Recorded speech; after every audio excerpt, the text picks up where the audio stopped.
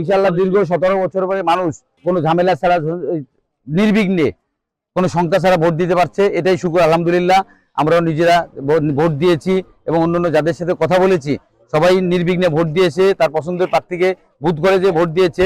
এখন পর্যন্ত আমার কাছে ওরকম কোনো ঝামেলা মনে হয়নি। দু একটা কেন্দ্রে হয়তো বিচ্ছিন্ন ঘটনা, যেমন ইতিমধ্যে রাজপাট একটা কেন্দ্র যেখানে জামাত ইসলাম তারা ওই ইয়েকে ওখানে যে প্রধান যে কর্মকর্তা ওখানে যে এজেন্ট মূল এজেন্ট সে ওই তাদের কিছু সহযোগী নিয়ে একটি ভোট কেন্দ্রে জাল ভোট দেওয়ার চেষ্টা করছে।